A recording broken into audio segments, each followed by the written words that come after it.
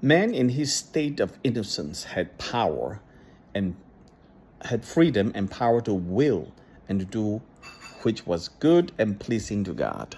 That is Westminster's Confession 9.2.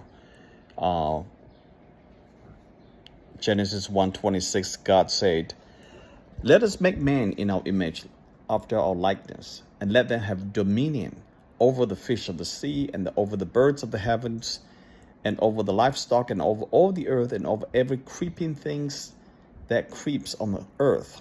Everything. So God given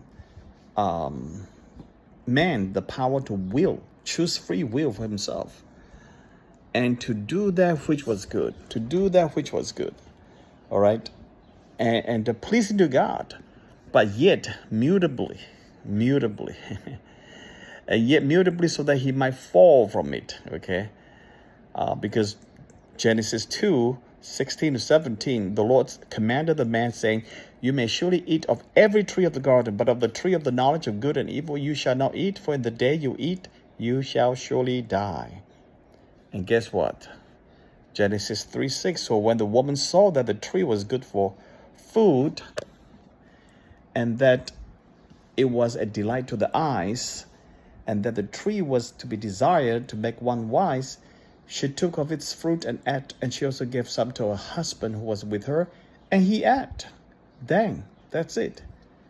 So man, by his fall into a state of sin, had wholly lost his ability to will to any spiritual good accompany salvation. This is so tragic.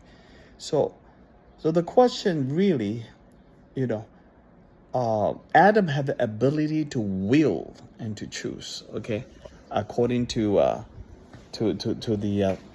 Westminster's 9.2, that ability to will and to choose. Remember that they were created perfect. So Adam came to the world created by God, the first man to be created perfect, and his wife Eve was perfect, no sin whatsoever. In a perfect garden, there's no temptation. There is temptation, that tree, and the serpent came, the ancient serpent, the devil, Satan himself came and tempted. But apart from that, they were in a perfect garden. They were perfect themselves, and they had the power to choose, to will and to choose, and they chose not God's command. They chose to listen to the devil. The question is why, right? So the question, how could Adam and Eve sin with a state of perfection since the days of Augustine? People have been questioning. Theologians call it a mystery of the doctrine of iniquity. How can a perfect man in a perfect world sin and fall away from God? This is a very intriguing question. But anyhow, that's preordained, but just absolutely intrigued. So where did the evil impulse come to a perfect world of a perfect man and a woman? Where is that evil impulse come from? Because it's a perfect world. Atheists find an evil world. They cannot account for the good and evil. They can't account it because they don't believe in God.